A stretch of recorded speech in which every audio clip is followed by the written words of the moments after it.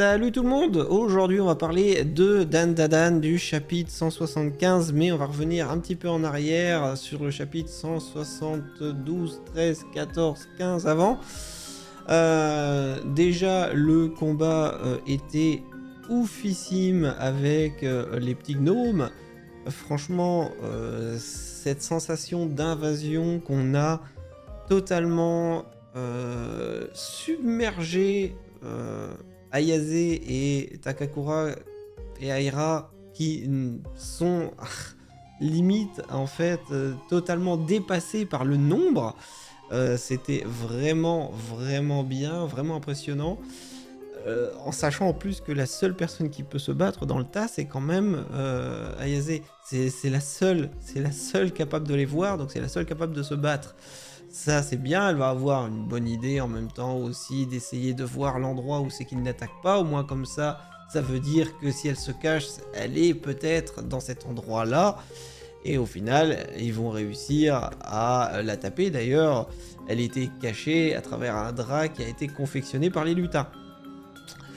Chapitre 173, une fois KO, les lutins se rendent et enlèvent un masque. Donc en fait, le visage effrayant qu'ils avaient, c'était pas du tout leur vrai visage. Et j'aurais pas cru ce truc-là en fait. Moi je pensais vraiment qu'ils étaient méchants, mais non, pas du tout.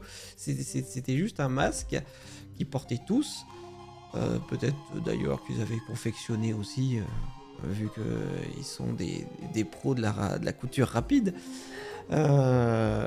Et bon, Ayase qui va éteindre le feu, enfin bref. Le truc qui était bien aussi dans ce chapitre, c'est que on a toujours ce côté humour avec Aira qui va, comment dire,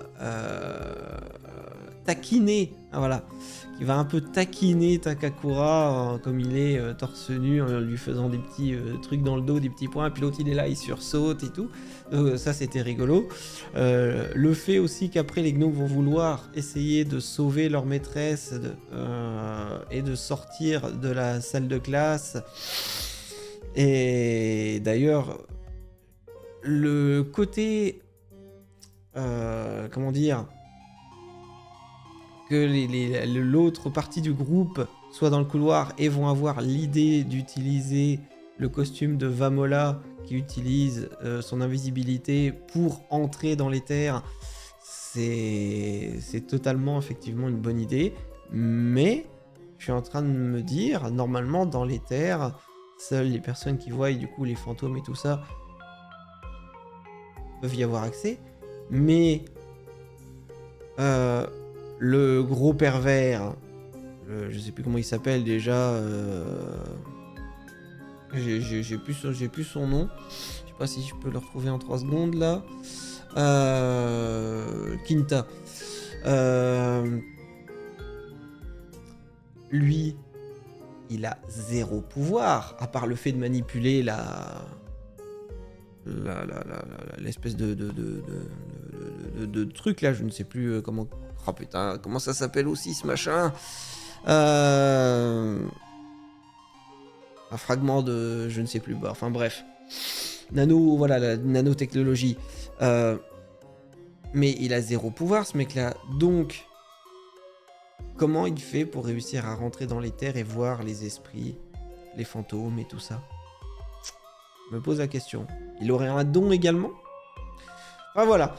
Donc, Kinta va foncer et on va rencontrer un nouveau personnage qui est Madame Domina. Alors, première rencontre avec Madame Domina, moi je me suis dit, déjà au nom, Domina, domination, maîtresse. En plus, vu le style de costume qu'elle avait, elle est habillée à moitié en infirmière, en bottes hyper hautes, mais en même temps mini-jupe. Qu'est-ce que c'est que cette gonzesse? Pendant que l'autre est réveillé et se cache derrière. Je me suis dit, est-ce que c'est encore un autre pouvoir de la fille? Est-ce que les lutins se sont soit rassemblés pour créer un nouveau personnage? Est-ce que c'est la maîtresse des lutins? Un nouveau fantôme? Je ne sais pas. Enfin, il y a plein de questions qui me sont venues, mais au final, chapitre 174, pardon, on apprend que ce n'est pas du tout un perso qui vient du pouvoir de l'infini, quoi que ce soit. C'est juste l'infirmière du lycée, tout simplement. Mais du coup, qu'est-ce qu'elle fout dans les terres? Et je ne sais plus si c'est dans ce chapitre en particulier. Si, c'est dans ce chapitre, voilà. Si c'est dans ce chapitre en particulier qu'elle va expliquer que elle aidait parfois des élèves avec leurs problèmes, et certains, c'était des problèmes un peu paranormaux. Et à force, elle a pu voir les esprits et choses comme ça. Du coup, c'est normal qu'elle soit dans les terres. Mais j'en reviens toujours à cette question. Kinta, lui, qu'est-ce qu'il a comme pouvoir, du coup? À part le fait de pouvoir manipuler la nanopo. Il a 0 pouvoir. Alors comment il peut réussir à rentrer dans les terres, ce mec-là? C'est... Ah, je suis très curieux de ça quand même. Je suis bizarre. Parce que résultat, notre fameuse Madame Domina arrive à voir tous les lutins autour d'elle. Donc elle va au début protéger effectivement la fille. Mais Ayase qui dit à Gigi d'être honnête, et d'ailleurs son honnêteté, je trouve, une personne à laquelle je tiens énormément aurait pu être blessée. Et il a quand même Ayase dans les mains, donc à qui je tiens énormément. Est-ce qu'on va pas encore se retrouver avec toujours cette dualité, rivalité plutôt, entre lui et Complenou pour avoir le cœur d'Ayase? Je sais pas. Ça peut être intéressant plus tard d'avoir ce genre de choses, parce que les scènes de combat sont tout à fait intéressantes, hein, mais les scènes d'amour et de rivalité le sont tout autant. Donc j'espère qu'un jour on aura un peu un conflit d'intérêts pour elle, entre les deux personnages. Ça serait bien, franchement ça serait bien. Donc la fille qui va se défendre, mais donc comme elle peut voir les lutins, Madame Domina, l'autre va quand même finalement avouer que c'est elle qui les a attaqués en premier, elle va s'excuser, mais là, je trouve ça hallucinant, mais elle va la taper. L'infirmière va taper. C'est une infirmière. D'où tu tapes tes élèves? C'est là qu'on voit que c'est un manga. Et voilà. Donc, cette scène aussi, enfin ce chapitre, était intéressant dans le sens où, ça y est, enfin, le combat est fini, terminé, terminato. La fille en question, on connaît pas encore son nom, la fille en question est enfin jugée coupable. Et les autres sont enfin innocents, et je pense qu'ils vont tous à la fin du chapitre, on le voit pas clairement, hein, mais je pense qu'ils sortent tous de l'éther à la fin.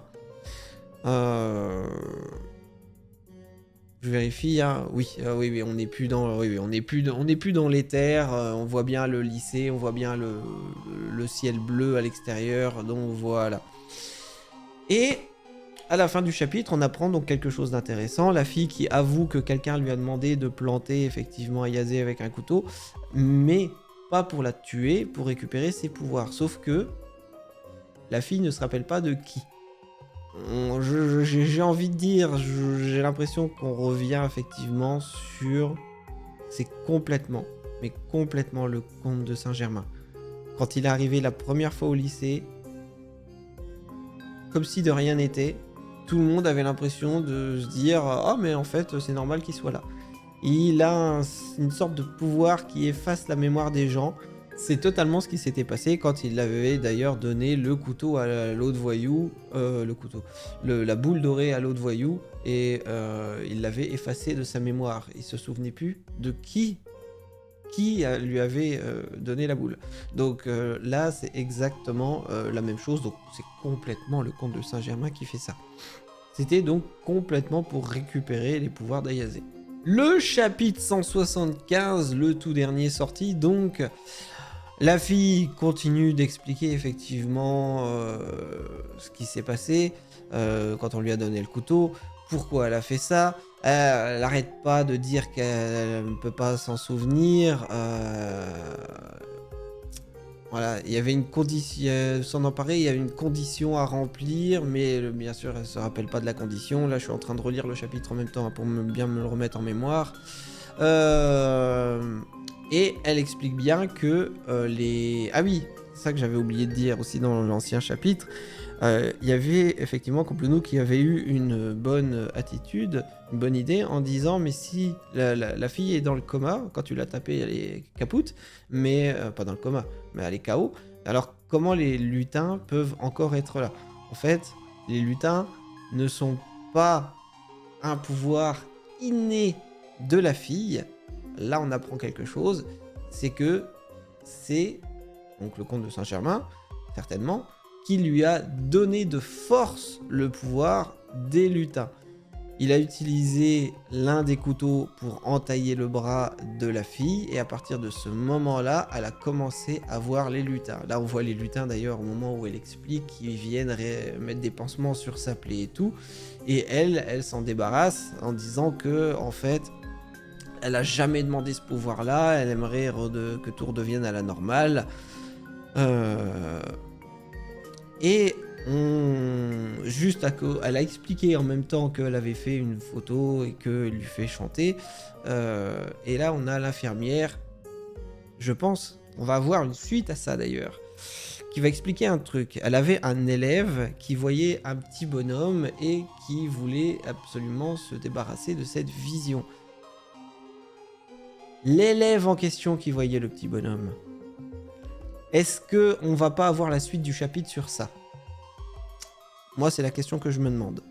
Donc, après, la prof, quand même, assez compétente, parce qu'elle explique qu'elle a fait des recherches et que les fameux lutins seraient à la base des êtres humains qui ont été jugés inutiles par la société et du coup rejetés du monde, sont tombés en marge de ça. Ils se sont cachés, ils se sont terrés, ils ont été totalement mis de côté, et à force de vivre comme ça, ils ont fini par tomber dans l'oubli, et ils ont été effacés, limite, pas des mémoires, mais on les a oubliés, et eux, ils ont fini par devenir tellement discrets qu'ils sont devenus minuscules. Ils ne gardent pas de souvenirs des recherches, hein, de ce que dit la prof. Ils ne gardent aucun souvenir de l'époque où ils étaient humains, mais conservent au fond d'eux le puissant désir que quelqu'un s'aperçoive de leur existence. Voilà pourquoi, quand ils trouvent une personne capable de les voir, ils se regroupent autour d'elle et font tout leur possible pour lui rendre service. Voilà, voir un lutin est aussi un signe de chance, apparemment. Et moi, ce qui me fait dire qu'au chapitre prochain, on devrait peut-être partir là-dessus, c'est qu'elle dit aujourd'hui l'élève qui est venu me consulter aimerait bien retrouver son petit bonhomme. Donc je pense qu'on va peut-être partir sur l'élève en question.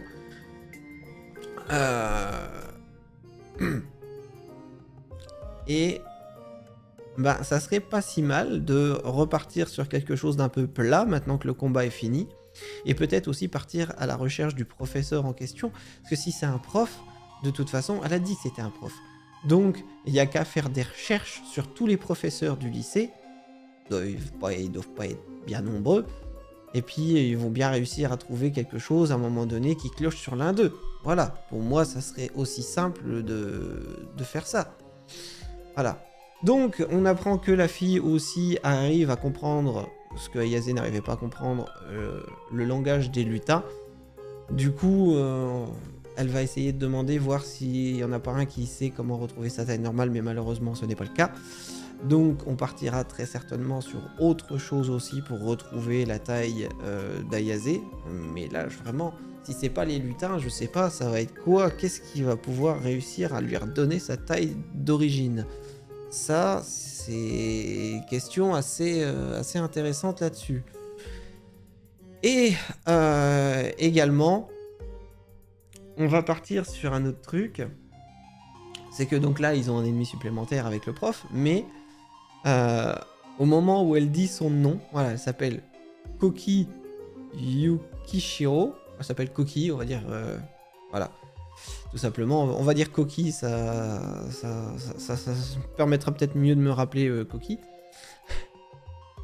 Aira se souvient d'elle, et là, on va peut-être partir justement sur une pseudo-amitié, ou peut-être qu'elle va rejoindre effectivement, comme je disais, peut-être le groupe, hein, finalement. J'avais dit ça au début, hein, à l'époque. Mais peut-être qu'elle va rejoindre le groupe, parce que, vous vous rappelez, c'est une fille qui était bonne au piano, elle était très populaire et tout, et puis d'un seul coup, du jour au lendemain, après, elle est passée dans l'oubli. Mais c'est parce que Aira, c'était celle qui avait fait du piano contre elle, qui est arrivée en second, et qui l'année suivante avait tout fait pour gagner, et elle avait réussi à lui passer devant, ce ensuite à quoi Koki avait lâché l'affaire et avait arrêté le piano parce que quelqu'un venait de lui passer devant, tout simplement. Et à partir de ce moment-là, elle a arrêté d'être vue, d'être populaire, et c'est de là, de fil en aiguille, qu'elle a un peu sombré. Donc, le fait que là, elle retrouve la personne qui l'a battue et qui lui dise « Mais ma grande, fallait continuer, l'effort ça se cultive », je pense qu'on va pouvoir avoir cette fille qui va rejoindre le groupe et qui va se remettre d'aplomb et qui va reprendre plus confiance en elle. Je pense, tout simplement. Et on finira juste sur Quinta dans le lit à l'infirmerie, avec Gigi qui se moque de lui en disant « Kino, tu te remets ton bourre-pif, me cause pas, j'accepte que la sollicitude venant de la gente féminine. » Et du coup l'infirmière qui lui demande « Ça va aller, je me porte comme un charme, madame. » Voilà. On finit sur une note humoristique à ce niveau-là. Donc, vraiment, c'est, on va dire, pas forcément un chapitre, mais on va dire tout un ensemble de chapitres qui a été vraiment très intense, très intéressant, et avec, à mon avis, un nouveau personnage qui rejoint la team. Est-ce qu'elle va garder ses pouvoirs? Est-ce que l'autre il va pas venir les récupérer? Ça, c'est une question. Comment Ayase va récupérer sa taille normale vu que les lutins n'ont visiblement aucune idée de ça? C'est une deuxième question. Est-ce que ils vont partir à la recherche du professeur qui efface les mémoires et qui donne des pouvoirs et qui essaye de voler? Troisième question. Et on va finir sur une quatrième question. Est-ce qu'au prochain chapitre, on part pas sur la recherche, enfin, sur l'élève qui voyait un lutin bien précis? Et je suis en train de me dire, il voyait un lutin et voulait s'en débarrasser. Et là, du coup, cinquième question. Est-ce que ça, c'est pas son pouvoir que l'autre aurait volé? Justement, le comte de Saint-Germain aurait volé le pouvoir à ce garçon-là, et parce que maintenant, soi-disant, il aimerait bien le récupérer. Ça veut dire qu'il a perdu la capacité de voir le lutin. Donc si ça se trouve, c'est le prof qui a récupéré ce pouvoir-là et qui l'a donné à la fille. Sauf que la fille, elle, du coup, elle en voit beaucoup plus. Mais, ça se trouve, le garçon en question qui a perdu le pouvoir, c'est elle maintenant qui l'a récupéré, c'est lui qui l'avait volé. Cinquième question. Voilà!